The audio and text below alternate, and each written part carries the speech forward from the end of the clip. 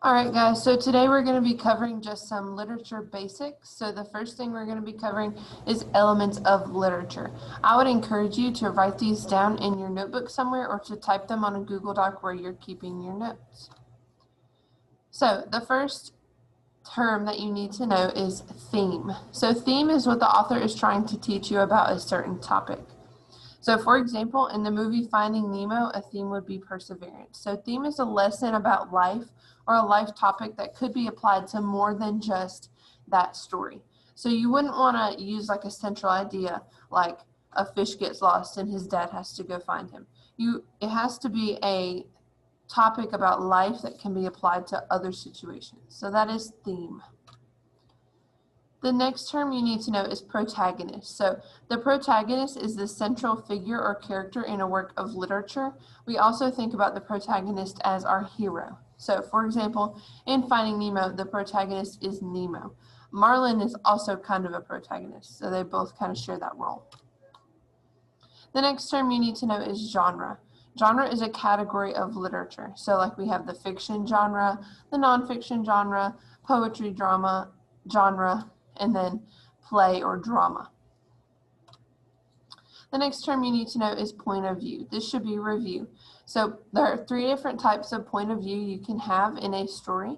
So either the story is from a first person point of view, like I, Miss Hewitt, am telling my story. The second person point of view, which is extremely rare, where the author is saying, you do this, then you do that. That's very rare. And then the third person point of view, that is an outsider. So they say, Janet went to the store and then she did this. That is third person. Next is setting. So setting is the time and place in which a story takes place. A longer story, like a book, could have many different settings. An example of that is the TV show Friends. That setting is New York City in the 1990s. The climax of a story is the highest point of action in the story, and we'll cover this more when we get to plot later on in this video. Conflict. So conflict in a story is necessary to have a story. Without a conflict, it's not interesting. So for conflict, you have two or more opposing forces. There are many different types that we'll cover on later, but most of the time you see person versus person conflict where two people are fighting or arguing. An antagonist is the opposite of a protagonist. So an antagonist is the villain or the opposing force in a work of literature. So for example, in Avengers Infinity War, the antagonist is Thanos.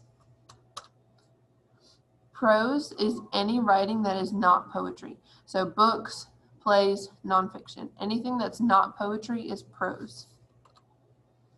And plot. Plot is the events that make up a story. So we'll talk about this more in a minute, but this is the chart of how plot goes. So let me switch over to our plot terms. So again, plot is the main events that make up a story. Without plot, you are just floating around and have no story. So as you can see in this chart, I hope, at the beginning of a story, we have exposition. So that's when your story is introduced and your characters are told about and they give you a little bit of background. Then right here, you have an inciting incident. So that's something that starts the story going and tells you what the conflict is so that way you can have a story. Then you have lots of different events as you go up this line, rising action. So you have all different events. Most of your story takes place right through here. Then you have the climax. The climax is the most exciting part in the story. It's where everything kind of comes to a head and it's do or die. The conflict has to go one way or another.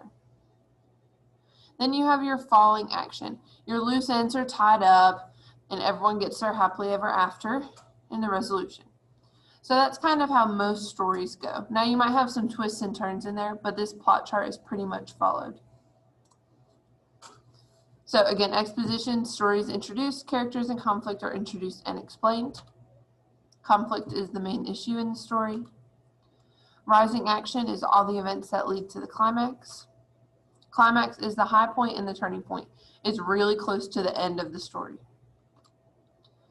Following action is all of the loose ends are tied up, conflicts and climax are taken care of.